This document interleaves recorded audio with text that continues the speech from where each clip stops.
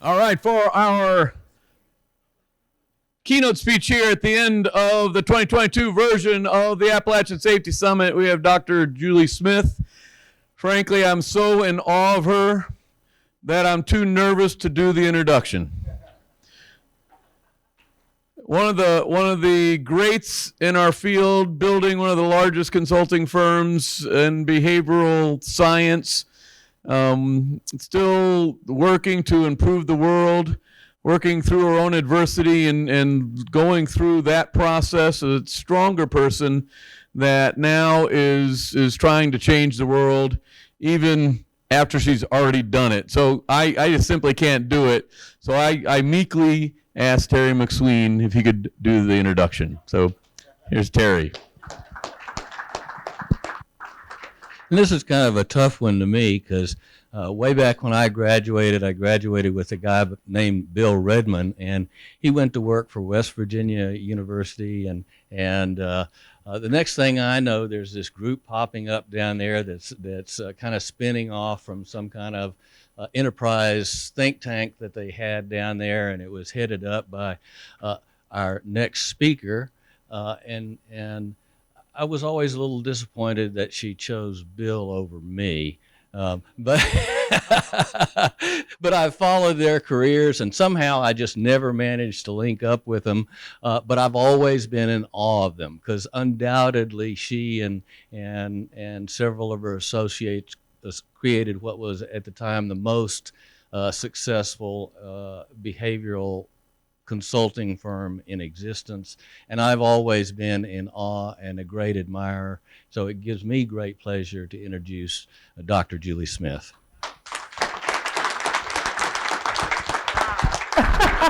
Thank you. I'm the one who's nervous, okay? I am not a safety professional. So I learned some things yesterday about how Tim asked everybody in the audience to get involved. So raise your hand if you're a safety professional. I want to be able to know who here. Come on, I know you guys are. You're in safety? Come on. Okay.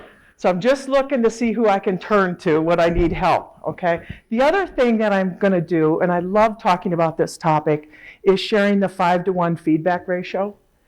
But it was based on marital research, and I'm not a marriage counselor. So who here has been in a relationship or is married? Raise your hands on that one.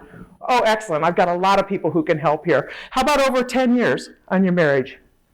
Whew, okay, we've got a whole bunch of people. So I'm going to turn to some of you at some points in time as I share the research to see if it's actually true.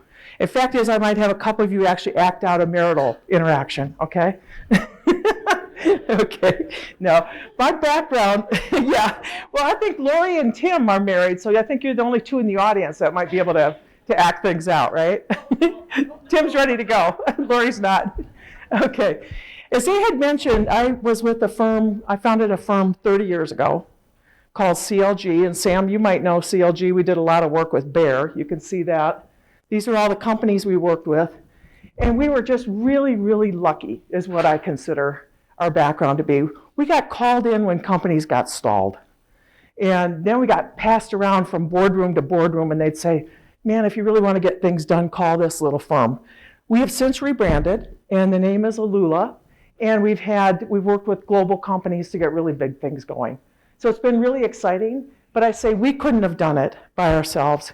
We did it by using the science. And sometimes we were flying by the seat of our pants because we didn't know exactly where we needed to go. But every time we kind of stuck with just the straight behavior results and how do we help people understand and get engaged in terms of what they need to do and how do we make sure it's highly motivating and fun, it worked every time. And I don't care what we focused on. What we did is we cheated a lot. Is when we first started, we really hadn't done a lot of work in business and industry. Terry is one of the people who should have his face up on the big Mount Rushmore, because Terry laid out the behavior system for it and how to get things going in an organization. And we literally took that stamp and went and helped GE with productivity, quality. We worked with some of the major organizations on sales, customer service. I know we did a lot in behavior-based safety with you guys, as well as plant turnarounds, all sorts of things. published 3 books as a result of that, but always, always we were learning how to apply the science. And to this day, I'm still learning, because there's all sorts of things that we still don't know in terms of how to scale it up and make it happen at a really large scale. So I'm going to share some of those things today that we've learned. The basic crux of it, though, is what Terry laid out, and what we've seen with others in the field is you start with what sort of business result are you after.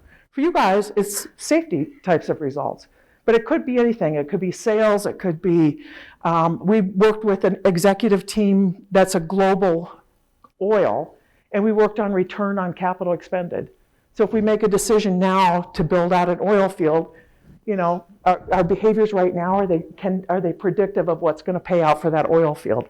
So we've tried just about everything to say people-powered targeted results. So we've got a lot of variability. How do we then go to who are the people who need to reduce that variability and get a more consistent way of doing things? And then how do we help them see these line of sight vital behaviors? And then finally, how do we, you know, at CLG or Lula, what we did is mainly leader-led feedback. And you've heard about the importance of the leader here. What I'm going to share with you today is a more modern approach. It's how do we network people together who are really consequence providers to each other. It might not be my leader. I might not have, you know, think that my leader's my step forward or my leader opinion really means a lot. So we're trying to figure out where are the natural consequence streams that will help people change their behaviors over the long term. I came to this safety conference really for 2 reasons. One is my husband and one is my son. And I changed my profession. I left the company that I founded because of my husband and my son. They both experienced traumatic, life-changing medical errors that were caused by human behavior at some of the smallest places in West Virginia, healthcare facilities in West Virginia, and one was in the best place in the world. I'm originally from Minnesota, and we took my husband to the Mayo Clinic in Rochester. So I saw the whole gamut.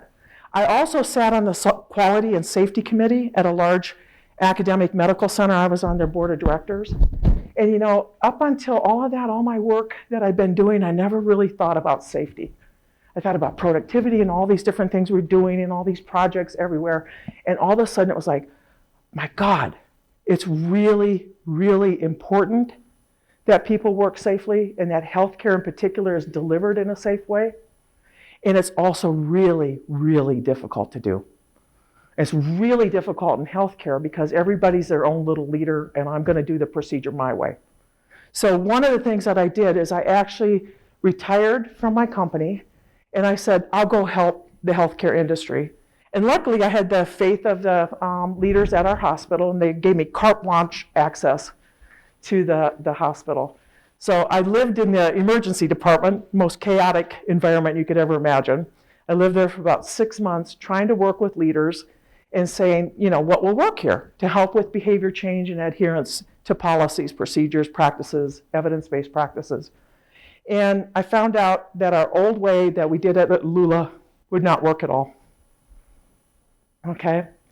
That top-down approach of working through the leadership spine, it doesn't work in healthcare because I might be a resident and I don't really care what my temporary leader says. I really care back in my program how I'm being evaluated. Or I come together for a quick team that's a surgical team, and then we disband. We might not work together again for, you know, several months. So it's just this environment where people are packing and unpacking and trying to figure out who's really got the control here, who's got the say, etc. So it was really an eye-opener for me. One of the things that I found is even though I was a board member, my feedback meant nothing.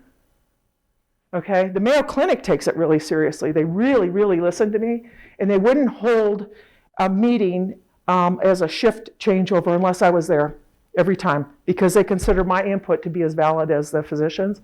So it was really interesting to see this whole thing work in terms of how are decisions made, how are expectations communicated to everybody, and how do we close those feedback loops.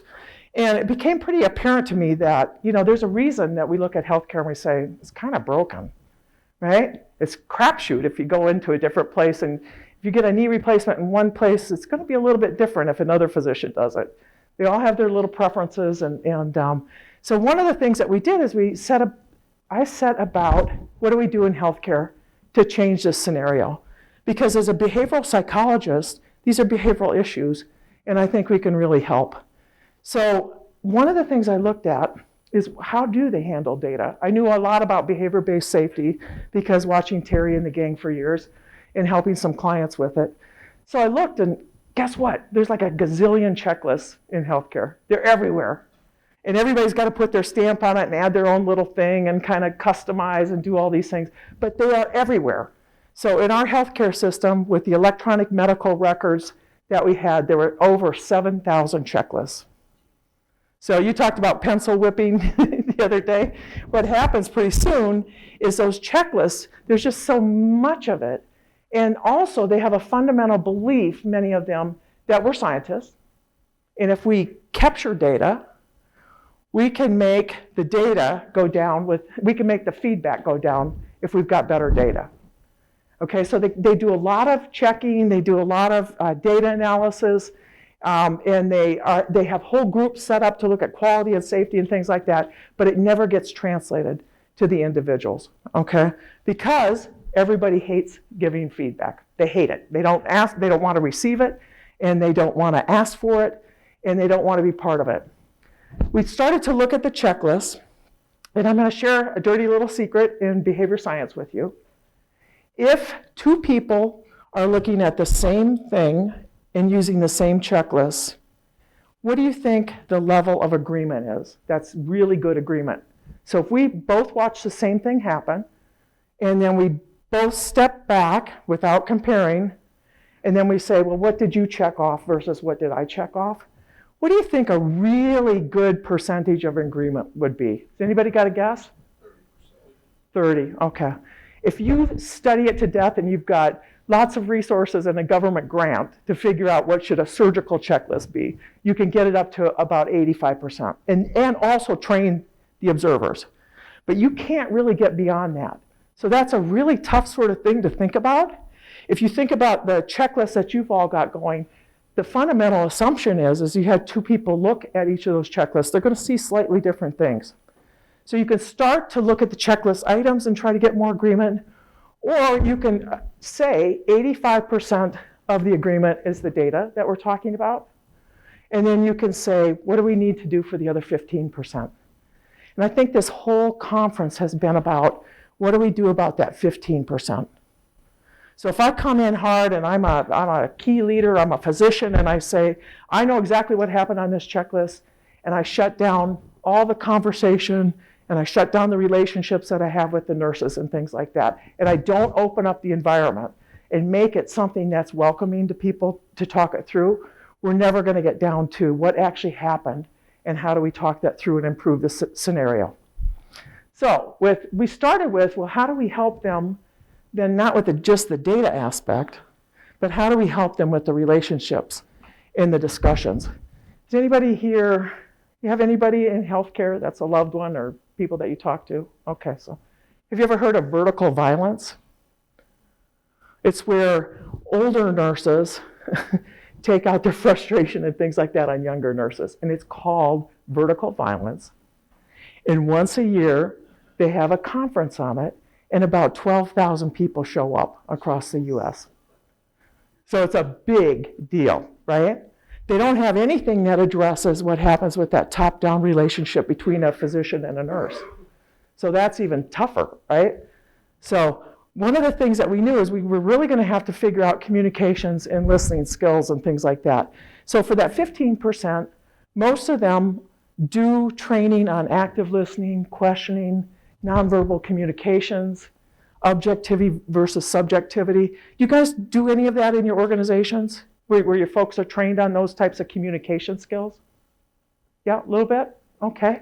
And that, I would highly recommend you do that because that, and give them practice at it so people feel comfortable. The other thing, though, is that we found is it's too hard to track and see whether or not are people actually doing those communication skills. I mean, if you think of a checklist for communications, really tough to do. because you're sitting there, was that a question? Did they do this or that? We streamlined this for the top 100 people at a global oil.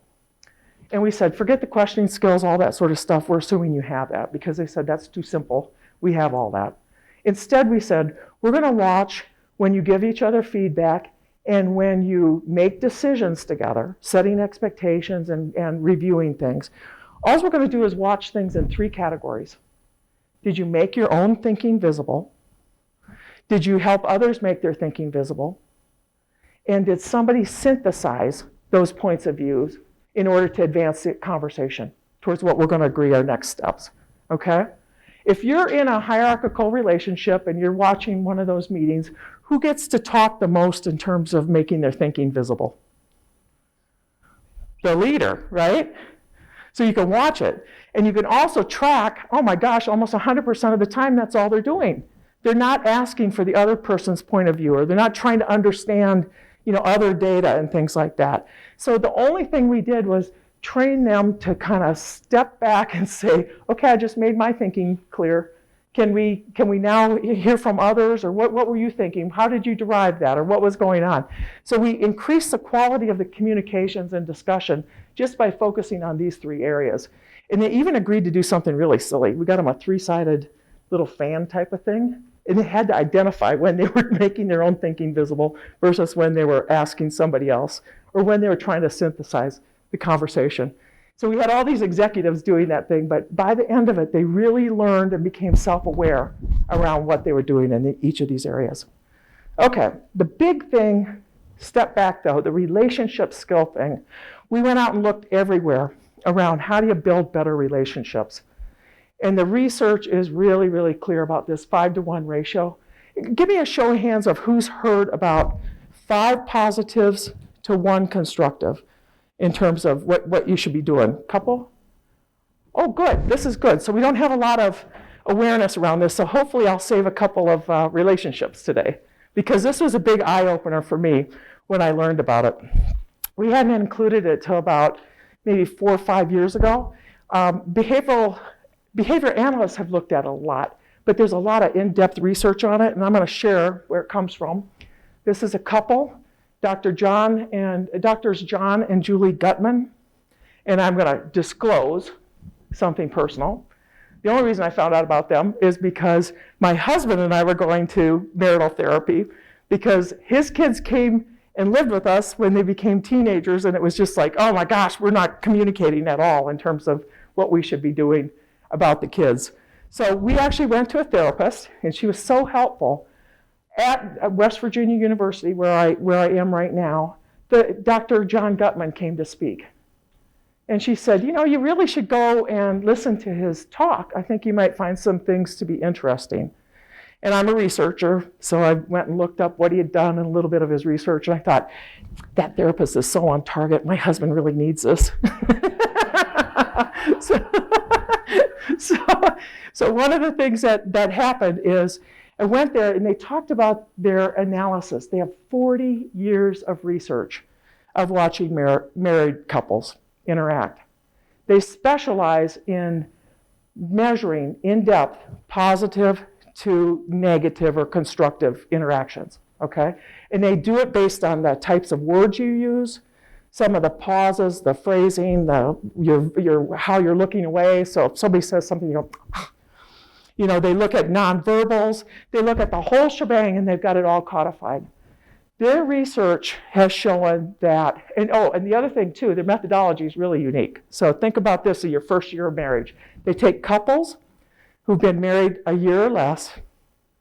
They ask them to think about a very difficult discussion topic that always winds up in kind of a little tiff. Think about that. And all we want you to do is to talk about that for 15 minutes while we observe your interactions.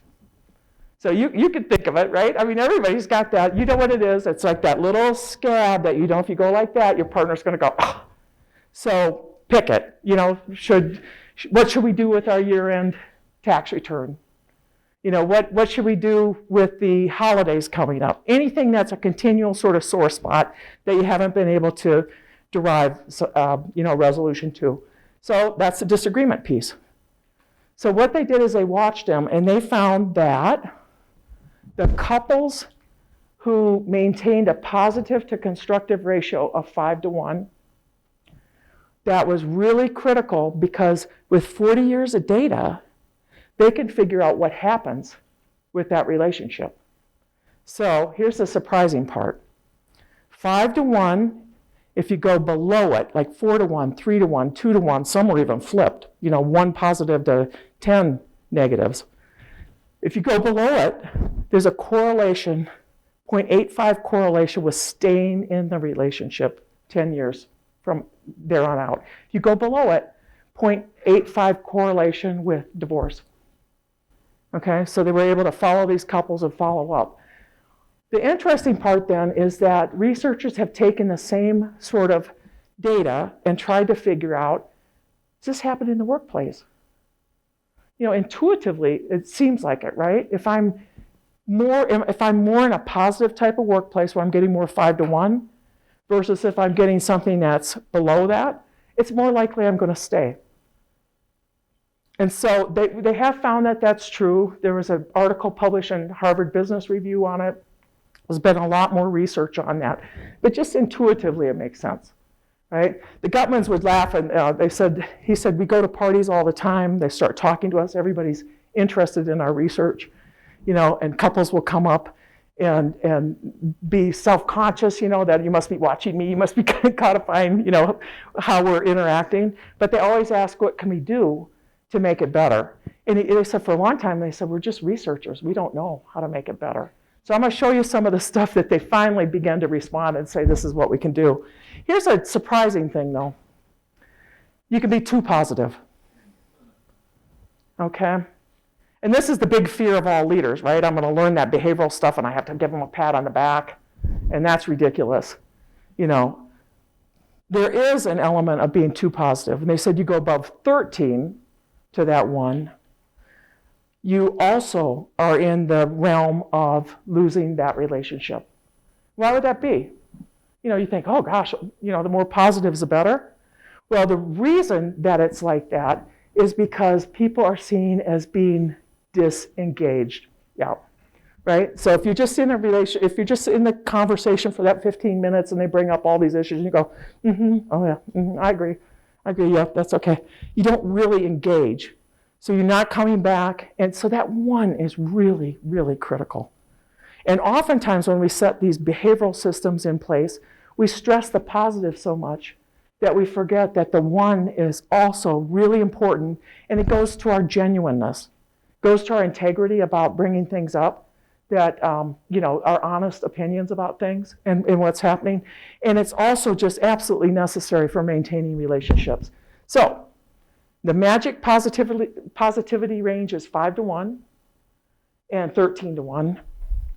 And you're out of here if it goes below that, and I'm out of here if it goes above that.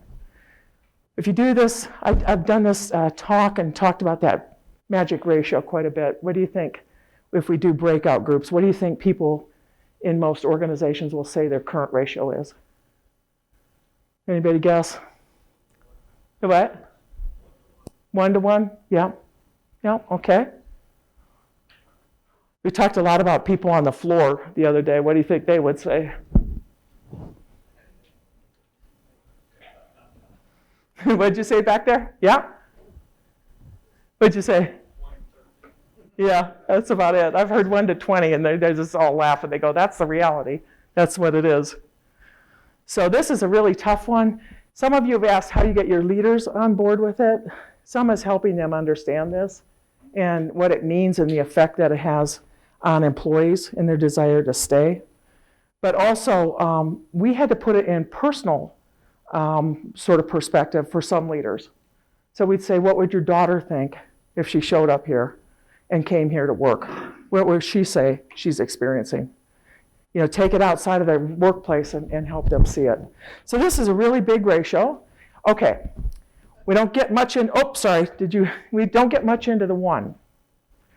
They said the 1 is really important, but there's a certain type of 1 you don't want to do. And they call them the 4 horsemen, because if you do these types of ones, you'll kill the relationship too. And I think we've talked about this as we've talked about, what you need to do to engage in the relationship. First one is criticism. And they said if you come back and you're criticizing the person rather than talking about the behavior, but you're criticizing the person, that's a killer. Contempt. They said it's just, I don't respect you. And we can see that in the workplace because a lot of employee engagement questions will ask, I feel respected in the workplace or not. So the other one then is defensiveness. So we're trying to discuss an issue, and you guys see that in safety, and they just get defensive and say, nope, didn't happen that way, or, I'm not to blame. We've heard a lot of that too. And then stonewalling, just not even opening your door. They also, to help people with this, they're saying that criticism is you think somebody else is doing something wrong that you want them to do. Okay, that's kind of at the fundamental basis of it. So they ask people to learn how to state requests instead.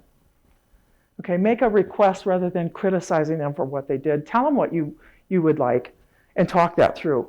Second thing is contempt. When you don't respect somebody, the first thing that they ask them to do is to begin to talk about what do you appreciate about them. And they've done some of this in the workplace too, beyond marriages and stuff like that. But that's the antidote, they said, to the toxicity of the others. Defensiveness means somebody thinks I did something wrong. Okay? So rather than becoming defensive, talk to them and say, what do you think I could have done? Or help me understand from your viewpoint what happened. More of the active listening. Stonewalling, this is the one that we've talked about a lot at this conference, which is that it's an emotional reaction. Okay? It is, I can't talk to you. And so what they recommend is do some self-soothing, and then re-engage. Tell people I'm too upset to talk right now. Can we come back to it in a couple days? So they've got some really clear things to do an antidote here. But these are really, if you talk about toxic leadership, those are the 4 types of things that really turn people off. I used to give a talk on toxic leadership, talking about these 4, and I stopped doing it because I would get back to my office, and invariably I would have 2 or 3 phone calls that would come in, and people would be whispering, and I've got a boss that's just exactly like what you were talking about. What do I do? And it was very difficult to help them kind of talk through these without being able to have access to the person to coach them or figure out what to do. So these can be real killers in organizations. Okay, so let's look at something that's called consequence histories. Let's say I am a real bear of a boss. I focus on being critical because I want people to improve. So I have a gift at finding things that are incorrect to help people be better.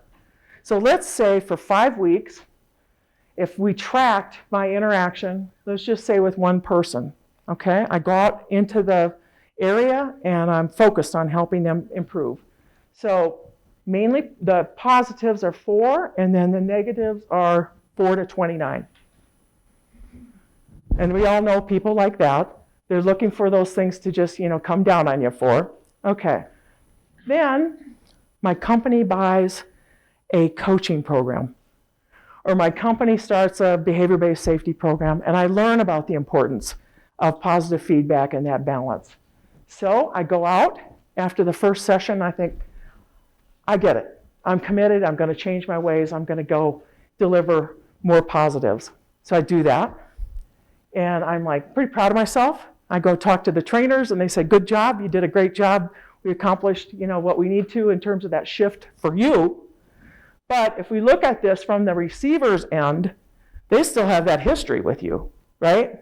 So they've now got a new 5-week sort of window that's up here in the gray. And they're experiencing now 8 to 21. Okay, something's different. Something changed. I can see it, but I've still got the hammer's going to come down. And sure enough, next week, you don't like their reaction. So you slide back into some old behaviors, and you try to make your feedback more balanced. So you've got the same thing going on, new 5, 11 to 20, it's getting a little bit better. you think, oh, that was dumb. I shouldn't have done that. You know, I've got to go back and try what I was trained to do or taught to do. That didn't work. So you get better. You do the 7-to-1. You go a little overboard. New 5-week window. Now you're getting that 1-to-1 that you talked about over here, okay? But you've still got that history with that individual. So you keep going, you be steady Eddie. Now you're starting to get into 24-to-9. So some of the work research says you don't have to go up to 5-to-1. That might just be a special home environment type of thing, because people are at work because they need a job too, right? So 3-to-1 is kind of the range that you're getting into, and some of the work research says that that's good. That's a good positivity ratio. And you can see where we're headed with this. You've got to be consistent, and you've got to keep going. When I'm working with a lot of those leaders, one of the things that we teach them to do is to apologize, because they're going to backslide, right? To come and say, oh, got into my old habits. You know, it worked for me in the past, like we've talked about before. Those things worked. I know this isn't the way to go in the future, but we help them backslide, or we help them move forward and apologize. Now, one thing that we need to realize is we all have a consequence history with every individual in our sphere. Right? So it's not enough just to say, hey, I got a great 360 score on my leadership scores, you know, because that's kind of an average, that's a compilation of all the people who are there. But if you went around and looked at each individual sort of relationship there is, we all know we have relationships we need to work on. We all know we have relationships who are more negative than we are positive. So one of the things that is important from a self-awareness standpoint and that we're working on is, how can we begin to get people that feedback about where they are on these ratios in the workplace? And so I'm going to show you where we are around an app that Lori and I are working on. This is the new company that I formed to help in healthcare. Is how do we not make it just a leadership sort of thing, but how do we network people together to get the feedback, the expectation, the support that we all need to achieve mutual goals? So we're creating a performance networking platform. So you think of social networking platforms.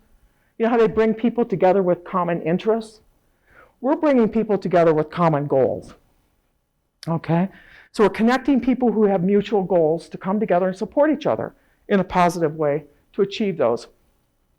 We're quickly helping them derive vital behaviors that can be updated. They're going to be more dynamic than the things that we have in a lot of our checklists. Because we learn things, our discussions in that 15% gray area help us update some of those behaviors. You know, so it's designed to be a much more dynamic, engaging system that everybody kind of owns together. And we use the data to figure out, do we have the right vital behaviors that are going to produce results? And then we've got ally assist communication threads that are focused to help people get the behavior support that they need. That behavior support is around clear expectations, actionable feedback, and barrier removal. Does that sound familiar? Those are the three things. Guess what? Gallup's got some great research saying that only 30% of employees get those three things. So clear expectations, actionable feedback, and barrier removal. 30% of people in your workforce would say that they got that. If you can get that up to 80%, the numbers soar. The behavioral sorts of research and things that we've done on projects just show that across many, many indicators. But it also creates a better place to work. You know, people feel more supported. And then the final thing that we're doing is we've devised a way to kind of build in how do we measure where somebody is around that 5-to-1 feedback and where we are in our mutual relationships around that. And I'll show you real quickly how we get that. So we've got 3 modules to get feedback from a variety of different places. So I'm not just dependent upon my leader. Remember I said in the healthcare environment, you got to move beyond the leader to get that feedback. You might move to the best in your field to try to get that feedback. It might not be the person I directly report to. It could be somebody who's a sage mentor and nurse who's not into vertical violence but really wants to help people, right? So it's those natural sorts of flows of conversations and consequence providers that we're finding. The customer feedback is one module. It's really important to bring the customer in, whether they're internal or external. And Tim, I was thinking about your presentation. Those were a whole bunch of internal customer relationships.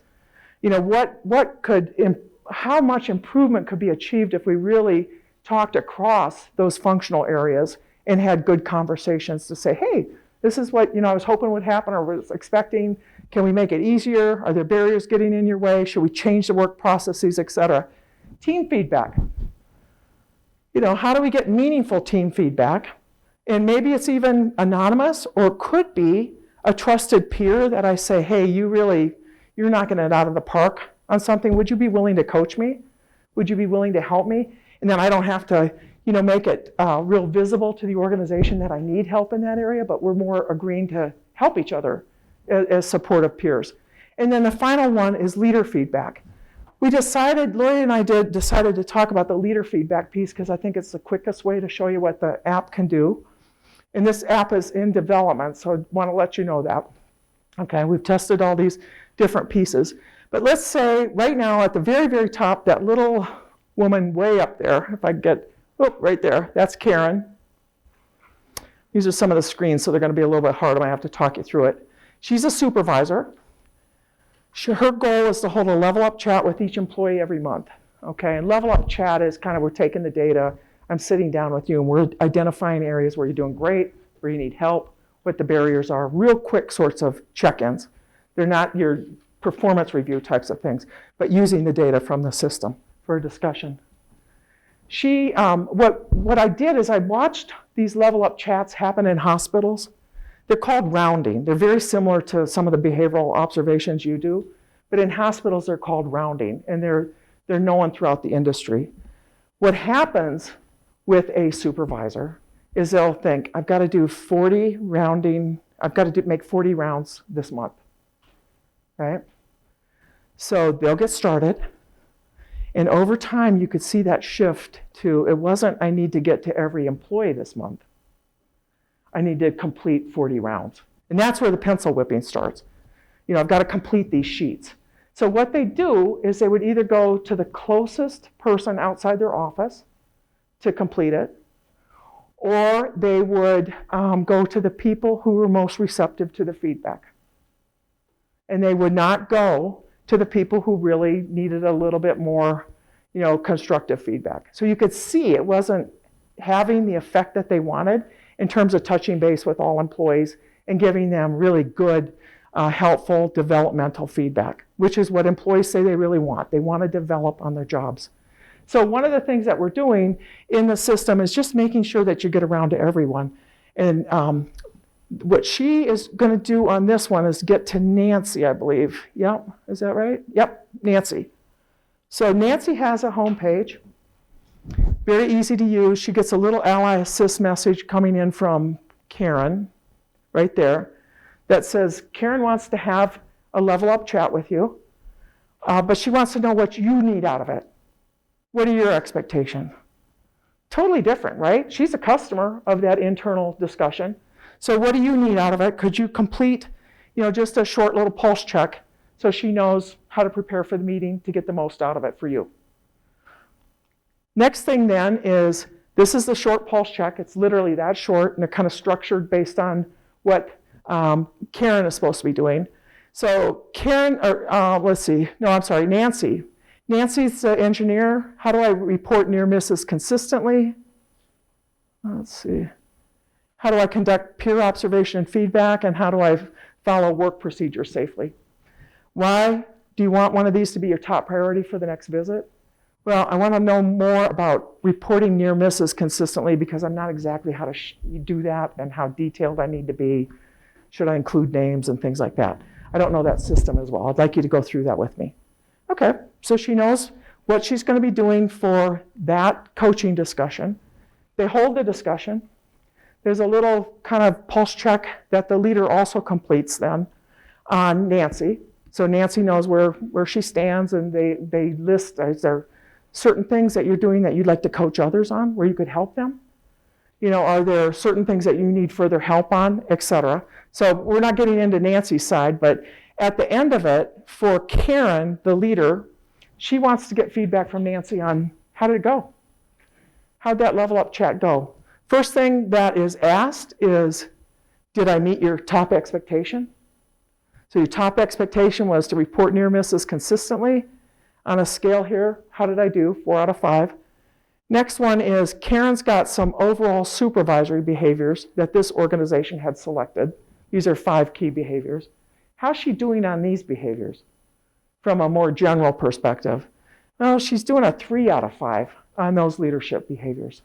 And you all kind of, as you gave presentations, you all had different leadership behaviors you were looking for. You just pop them in here to find out how people are doing on it. How's she doing? 3 out of 5 causes one thing to happen, which is this pop-up over here. And those are the behaviors. We're focused on the positive, so which one of these behaviors has she done well over these time periods, rather than which ones, could she improve on? We're focusing on what did she do well.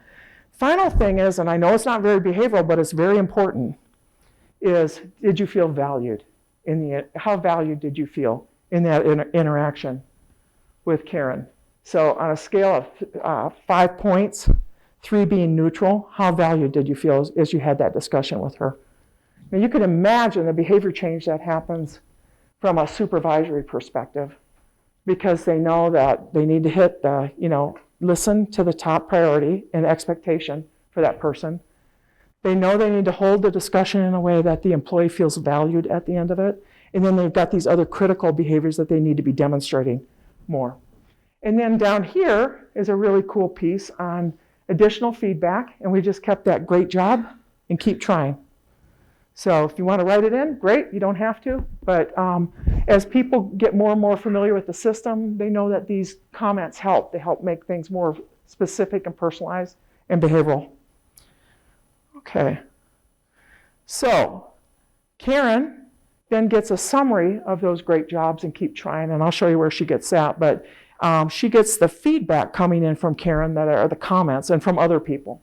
So you can see them there. This arrow up here, where'd I go? That arrow right there, that was the feedback that came in from Nancy down here. If Karen doesn't understand what the feedback is, we've got a highlighter. You guys know how you can do the thumbs up on the text messages, or you can do, haha, or things like that. Well, we've got specific highlighters to shape the feedback process. So she can highlight it and say, that was actionable, or that was helpful and actionable, thanks. Goes back to Nancy, who immediately says, oh, she liked my comment. She knows what she wants to, needs to do. Or she can pick, I need more clarity. That can all remain anonymous. We did this in the hospital environment because the patients said they really wanted it. Who wants to give feedback if you don't know where it's going to go and if anybody's going to do anything with it? So this is a big deal. Then Karen can come back and see how she's doing relative to her vital behavior cards as a leader. So if you see over here, right here on these cards, she can pop those up at any time, take a look at them. We can update them as a team. She can do an information button right here, which might mean that there's job aids in there and things they can look at, or who else might be able to coach her on it. And then down here, she gets, how's your overall habit strength across these categories? Habit strength just means given the opportunity to do the right thing, did she do it? What's the percent of time that happened? And that's where we're headed. We want those right things to happen more frequently than not. The next thing then is they have a chance to set a personal behavior goal and how's she doing on that. We had one physician, his personal behavior goal was, I want to share things in an age-appropriate way to include your child in the discussion. This was at a pediatric hospital. Isn't that cool to put that out to the parent and say, that's what I'm working on?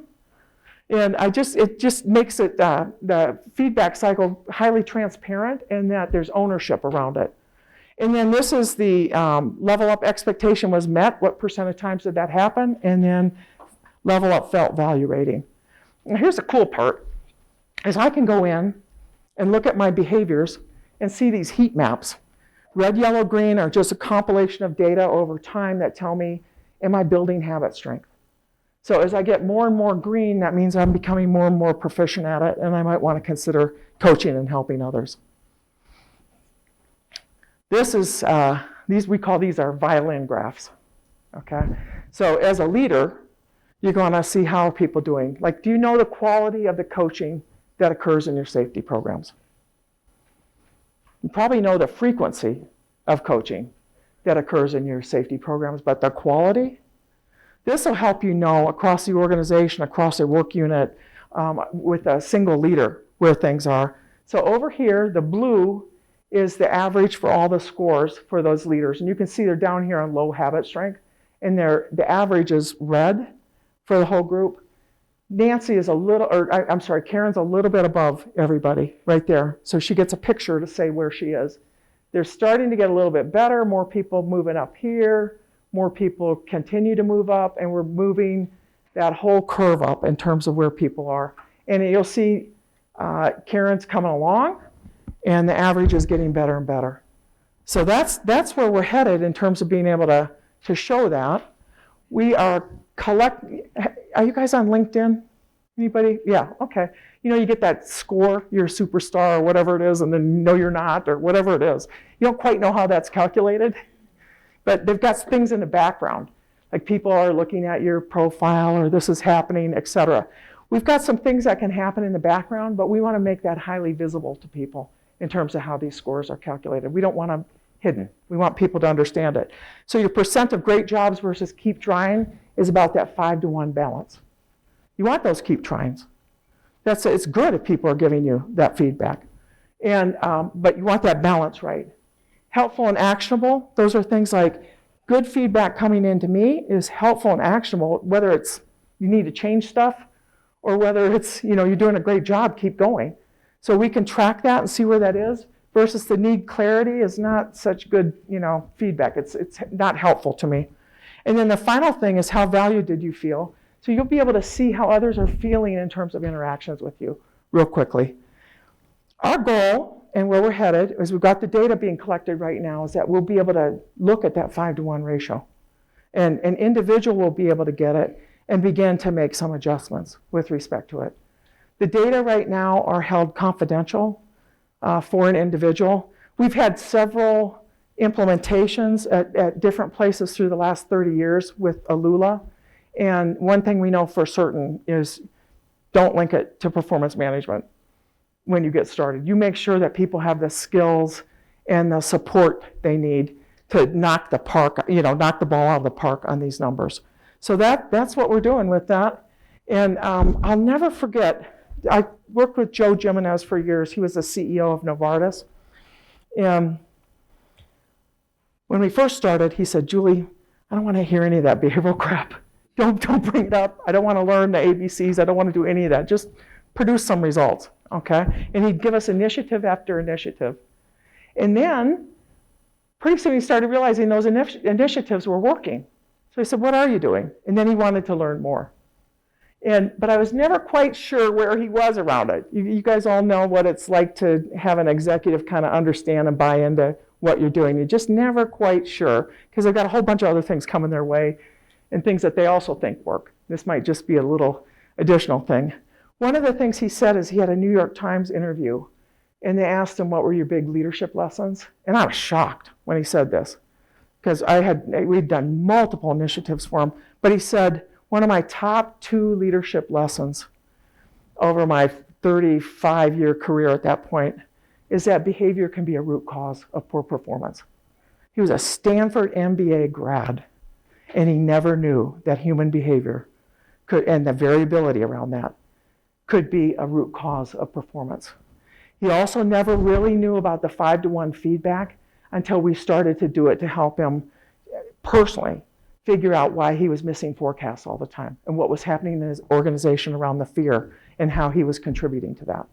So it was just a shock when he said that. And it was just, kind of a highlight of my career too, because you wonder over time, what are people absorbing? What are they learning and things like that? Part of the reason that I started down this path of the Ally Assist, our app, is that Joe had manufacturing problems. You guys all know pharma has issues. Manufacturing is kind of the thing off to the side. So he had manufacturing problems that were, highly publicized. And he said, can you help? And I said, how many manufacturing facilities do you have? And he said, 150. Oh, you say we were big, Terry, but we were not that big, right? We're not a McKinsey or anything like that. We were a little small consulting firm. And I said, Joe, I don't know if we can help. because how can you track what's happening on a day-to-day basis across the organization? So I started with him initially to begin to kind of look at an app that would help him get a view into the organization on what's happening day to day from a behavioral perspective. That could be leading indicators that would help him know if they're turning things around in their facility. So this was like a career highlight. I just loved it. So if we welcome any thoughts, feedback, questions, anything like that, because we're very much into talking to potential users, and we're testing right now pilots and things like that. So we just would love to talk with you and get your thoughts. And very much would like to have you give us a call. Okay. Oh, I have a joke for Sean. Oh. Hold Hold on. I don't know if I should be standing. Okay. I will sit down just in case. Okay. So I'm from Minnesota. We do a lot of pheasant hunting and things like that. 2 statisticians went pheasant hunting, and they're in the duck blind.